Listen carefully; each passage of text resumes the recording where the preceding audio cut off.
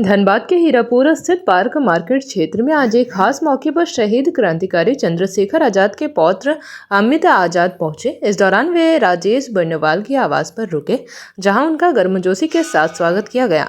उनके आगमन को लेकर क्षेत्र में उत्साह का माहौल देखने को मिला।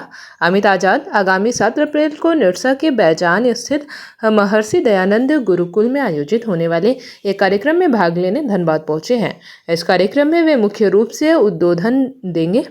साथ ही तिरंगा यात्रा का आयोजन किया जाएगा और शहीद क्रांतिकारी मंगल पांडे को श्रद्धांजलि अर्पित की जाएगी।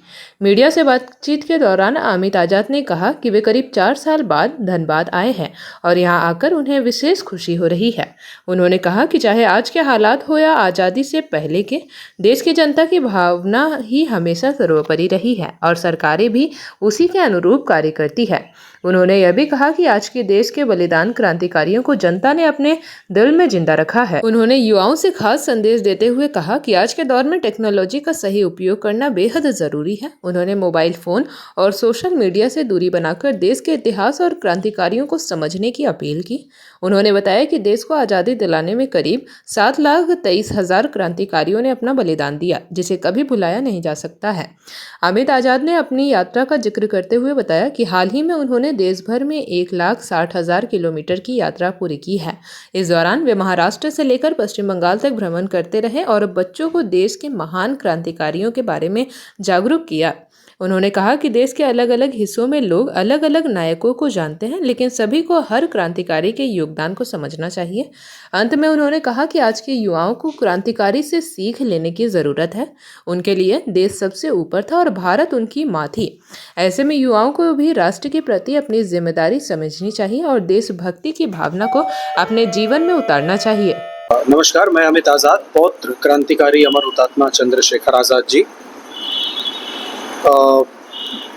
धनबाद में पूर्व में पिछले मैं 4 वर्ष पहले भी आया था और इस बार आना हुआ है मेरा निरसा और बैजना की धरती पर जाकर। वहाँ पर स्वामी दयानंद सरस्वती जी का गुरुकुल है, जहाँ पर कार्यक्रम रखा गया है, जहाँ पर उद्बोधन भी होगा, तिरंगा यात्रा भी निकाली जाएगी और अमर शहीद मंगल पांडे जी के, जो अमर हुतात्मा क्रांतिकारी मंगल पांडे जी हैं, उनको भी हम सब याद करेंगे। इसी के तहत मेरा यहाँ पर आना हुआ है और पहले भी मैं आया हूँ झारखंड की धरती पर। ये सरकार के हालात तो सरकार ही उन चीज़ों से निपट सकती है, लेकिन मैं यही कहना चाहता हूँ कि जिस प्रकार से देश की जनता किसी भी अभियान को, किसी भी आंदोलन को दिशा और दशा दोनों देती है और हमेशा से देश की जनता ही हर विषय में उसने अगुवाई करी है, आगे भी वही करेगी। यहाँ तक कि मैं ये भी कहता हूँ कि जो हमारे क्रांतिकारी या जो शहीद थे, जो बलिदानी हुतात्मा थे, उनको भी सरकारों ने, हमारे देश के आम जन ने अपने हृदय में जीवित आज भी रखा हुआ है। इसका पूरा श्रेय हर एक विषय को देश की जनता को ही जाता है। तो यही कहना चाहूँगा कि जिधर देश की जनता का रुख होगा, उसी तरफ देश का रुख होता है। टेक्नोलॉजी का सही उपयोग करें, मोबाइल फ़ोन से दूर रहें, रील्स पर कम जाएं, अपने क्रांतिकारियों को समझें, उनके इतिहास को समझें। वो जानें कि कितने क्रांतिकारी, अगर मैं पूछूं शायद युवा नहीं बता पाएंगे, 7,32,000 क्रांतिकारी बलिदान हुए, तब ये देश आज़ाद हुआ।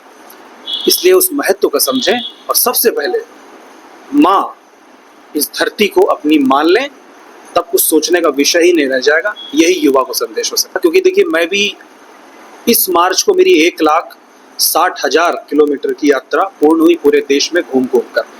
मैं महाराष्ट्र से लेकर के पश्चिम बंगाल, हरियाणा, सारे देश के स्टेटों में जाता हूँ, स्कूलों में जाता हूँ, यही बताने के लिए छोटे छोटे बच्चों को कि क्या थे क्रांतिकारी। कहीं पर शिवाजी महाराज जी को जानते हैं तो चंद्रशेखर आज़ाद जी को नहीं जानते हैं, और कहीं पर आज़ाद जी को जानते हैं तो या शिवाजी को बच्चे नहीं जानते।